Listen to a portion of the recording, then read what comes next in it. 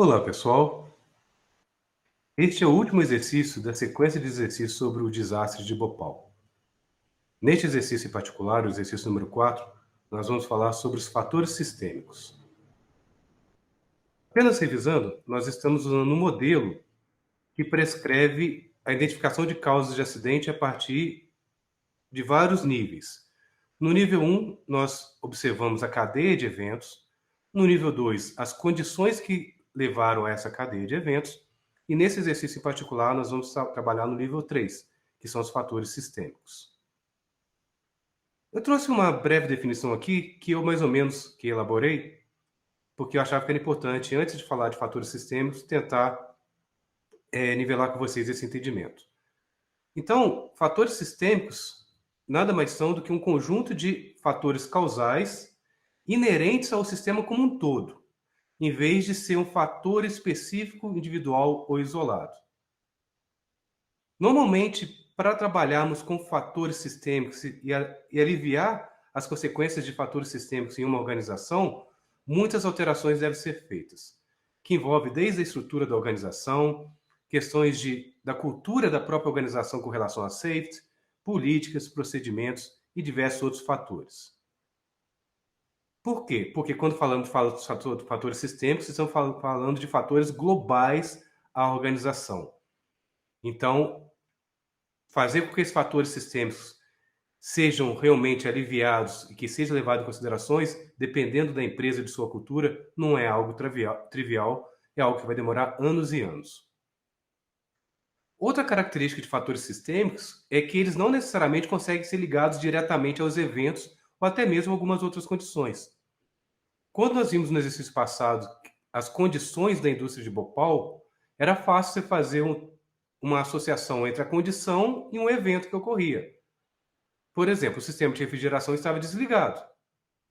Um evento que aconteceu foi que as pessoas perceberam que a temperatura estava aumentando do isocianato de metila dentro dos tanques. Ou seja, a própria condição, teoricamente, leva ao evento. É fácil você fazer essa associação, teoricamente, até linear. Já fatores sistêmicos é mais difícil fazer essa associação direta.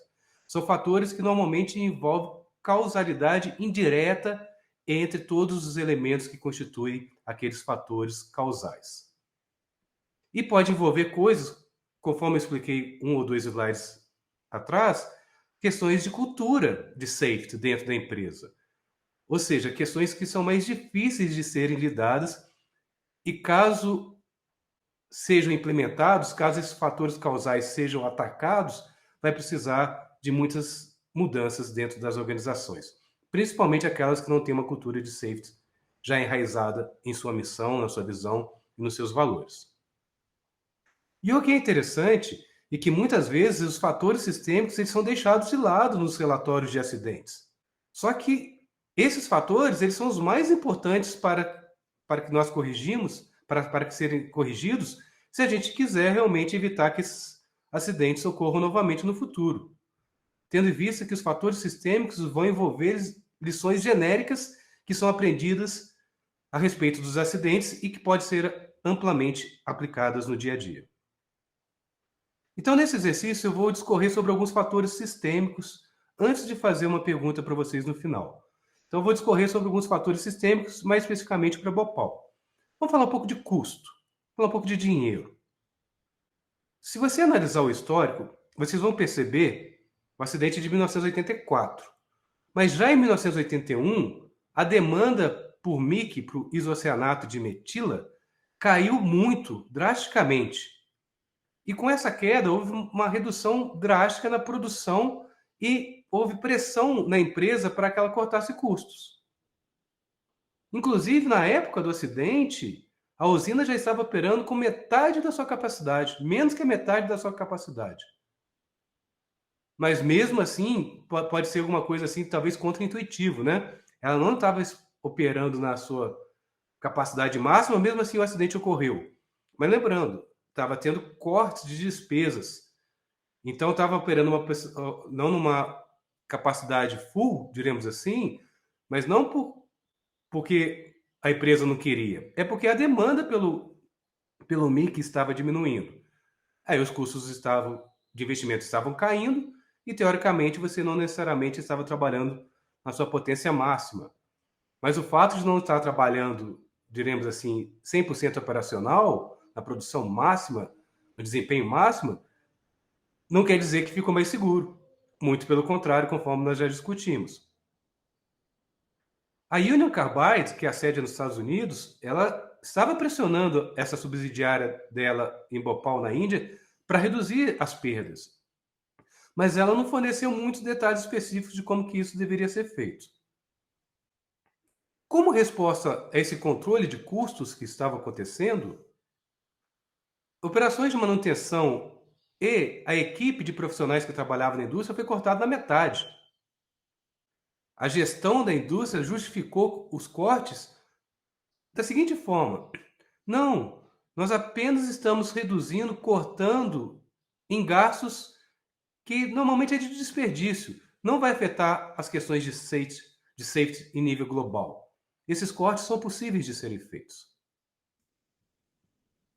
Outra coisa interessante que ocorria em Bhopal é que, na medida que a usina estava perdendo recursos, dinheiro, muito daqueles funcionários que eram os mais habilidosos, que tinham uma formação mais graduada, eles começaram a pedir demissão e mudar para outras empresas atrás de empregos onde a segurança era algo mais importante, empregos mais seguros. E o que acontecia é que normalmente esses profissionais eles eram substituídos por pessoas com menos formação técnica. Então, às vezes, você substitui um cara altamente especializado por um engenheiro júnior, por causa de redução de custos. Observe que 5 meses antes do acidente, os gestores da unidade da Union Carbide em Bhopal decidiram desligar o sistema de refrigeração. A justificativa era corte de despesas. Outra justificativa deles é, já que a empresa que nunca funcionou de maneira adequada e é uma empresa pequena, não tem problema a gente desligar. Quando iniciaram as investigações após o acidente, houve um desacordo sobre realmente se a Union Carbide nos Estados Unidos aprovou ou não essa medida. Não houve um consenso. E quando eu falei para vocês das condições e dos eventos, não sei se vocês lembram, a gente comentou, né, que tinha um alarme que indicava que quando a temperatura chegava a 11 graus centígrados, era disparar no alarme. O que o supervisor fez? Reconfigurou o alarme para só dar o alarme com 20 graus centígrados. E a documentação, o registro das temperaturas do tanque ao longo do tempo foi descontinuado dentro da empresa. Falamos um pouco de custos, de fatores sistêmicos, custo, porque afeta o sistema como um todo. Vamos falar um pouco de manutenção. Os procedimentos de manutenção também foram severamente cortados. E a troca de turno foi suspensa. Se não aparecesse uma pessoa para substituir a anterior no próximo turno, aquele turno ficava sem supervisão, sem ninguém responsável. Vamos falar um pouco de educação. Em determinado momento, o governo indiano, por questões políticas, né, demandou que somente indianos poderiam trabalhar dentro da usina. Inicialmente, muitos dos funcionários da empresa, eles viajavam para os Estados Unidos para fazer um treinamento intensivo e era muito comum engenheiros norte-americanos irem até Bhopal para fazer inspeções visuais em loco. Só que mais ou menos em 1982, devido a questões financeiras também, essa supervisão direta de questões de safety na planta desistiram de fazer.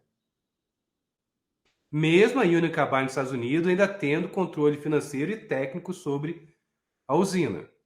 Mas por questões financeiras, a supervisão em loco começou a não ser feita mais. Tanto é que, após 1982, já não tinha nenhum consultor americano residente em Bhopal, consultor que estivesse atrelado com a Union Carbide.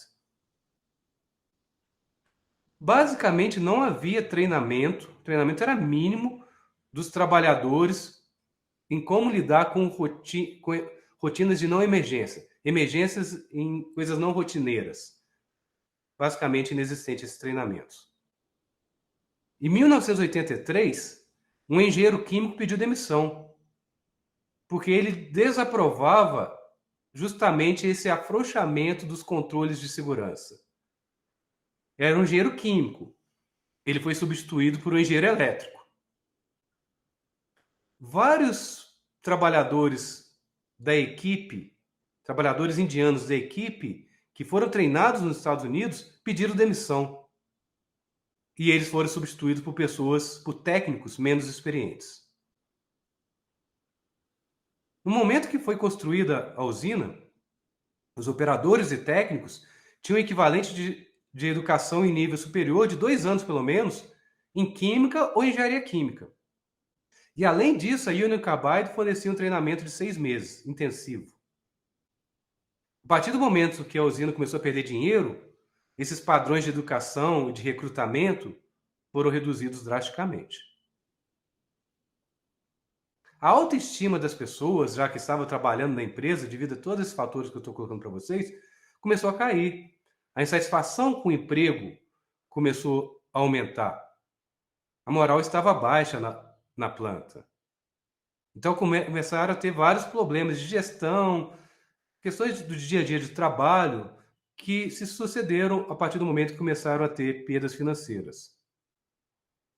Existia uma crença entre os trabalhadores que a gestão estava tomando medidas muito drásticas e não prudentes com relação a corte de custos e a atenção para esses detalhes que asseguravam uma operação segura.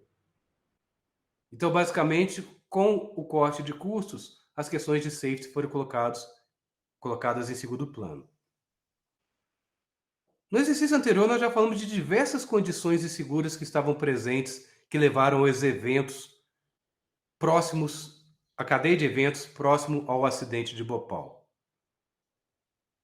Vamos falar um pouco mais de outras condições também, que não necessariamente estavam diretamente relacionadas aos eventos, mas condições adicionais de insegurança. No momento do acidente, o Mickey já estava sendo contaminado com cloroformo, por exemplo. Na verdade, tinha uma contaminação de 4 a 5 vezes mais alta do que especificado no manual de operação. Mas nada foi feito para corrigir o problema. Os tanques não estavam realmente lacrados o suficiente no momento do acidente. Conforme nós discutimos, os trabalhadores normalmente nem usavam equipamento de segurança, tais como luvas e máscaras. E às vezes, sabe por que eles não usavam? Por causa das altas temperaturas na usina. Porque não tinha ar-condicionado. Pô, mas lembre-se, A gente está falando da Índia, numa região da Índia que era super quente. E mesmo assim não tinha ar-condicionado. Aí as pessoas às vezes não usavam, às vezes até tinha alguma coisa, mas não usavam, porque o calor era muito grande. As inspeções e auditorias eram poucas e superficiais, embora houvesse. 2 anos antes do acidente, em 1982, teve uma auditoria na usina. E essa auditoria, os resultados identificaram uma série de deficiências que deveriam ser corrigidas. E elas não foram corrigidas. E quando aconteceu o acidente, 2 anos depois, realmente essas deficiências que já haviam sido identificadas estavam presentes no acidente. Então vamos falar um pouco quais foram essas deficiências que estavam envolvidas no acidente e que tinham sido identificadas 2 anos antes. Por exemplo, questões de a forma como que era feita a limpeza das tubulações tinham problemas, porque não usava sleep blind. Olha só, 2 anos antes já havia sido feita uma auditoria, identificado que eles estavam fazendo operação nas tubulações sem usar o sleep blind. Que várias válvulas estavam vazando e que dessa forma havia possibilidade de contaminar o tanque com material e que, inclusive, tinha problemas com o scrubber e com os medidores de pressão e de temperatura. Tudo que nós discutimos que aconteceu no acidente já tinha sido identificado problemas. Esse relatório de 1982, 2 anos antes, recomendou aumentar a capacidade da cortina de água. Lembra que o nível de design, a cortina de água que estava implantada lá, ela não atingia a altitude mínima para poder conter os resquícios que passaram pelo purificador de gás e pela torre de chama. Também eles apontaram no relatório que a torre de chama não estava operacional no momento da auditoria. Então, se tivesse vazamento, aquilo poderia ficar sem ser percebido por muito tempo. Aí já não dá mais tempo, né? Só que, de acordo com o gerente de Bhopal, todas as deficiências identificadas no relatório foram levadas em consideração e corrigidas. Mas, obviamente, isso não foi verdade. Vamos falar um pouco dos sinais de alerta que estavam acontecendo. O acidente foi em 1984, mas entre 1981 e 1984, vários incidentes ocorreram que envolveram o MIC. Por exemplo, um trabalhador morreu em 1981, mas o processo foi arquivado, de forma que tentaram minimizar o papel da companhia ou do governo na morte, por exemplo, desse trabalhador. Um ano antes, um vazamento similar com o que aconteceu, que infelizmente levou a milhares de mortes, já havia ocorrido. Se vocês procurarem no YouTube vários vídeos sobre o acidente, vocês vão encontrar algumas entrevistas, principalmente de um jornalista que várias vezes alertou dos perigos da indústria. Um jornalista em Bhopal alertou na imprensa diversas vezes dos perigos que estavam acontecendo lá. Não deram ouvidos. Pelo menos uma pessoa do governo tentou colocar na mesa para discutir as questões das condições de perigo que estava na usina. Conclusão? Forçaram ele a pedir demissão. As autoridades locais, mesmo todos esses alertas, não fizeram nada em resposta. Observe que o hazard é o contato do isocianato de metila com água. Mas só o hazard não é suficiente para causar um acidente. Para que um acidente ocorra, você tem que ter o hazard em conjunção com um pior conjunto de condições ambientais. Aí sim você tem um acidente. E foi o caso de Bhopal. O contato com a água fez uma reação química que fez um superaquecimento. Mas só isso talvez não fosse suficiente. Lembra que a gente tinha um tanque de backup que você podia utilizar? Só que o tanque, teoricamente, o medidor estava errado e ele estava cheio, mas não estava. O scrubber, que usava soda cáustica para tentar purificar o ar, não tinha soda cáustica. Não estava funcionando. Aí nós vimos, então, que não foi só o hazard, o contato da substância com a água. Foi o hazard, mas uma combinação de piores condições do ambiente, isso tudo em conjunto que levou ao acidente. Assim, eu gostaria de deixar mais um exercício aqui para vocês. É o último exercício. Esses fatores sistêmicos que eu apresentei para vocês, treinamento, educação, custos, satisfação das pessoas com emprego, esses fatores são únicos no acidente de Bhopal ou estão presentes em todas as indústrias?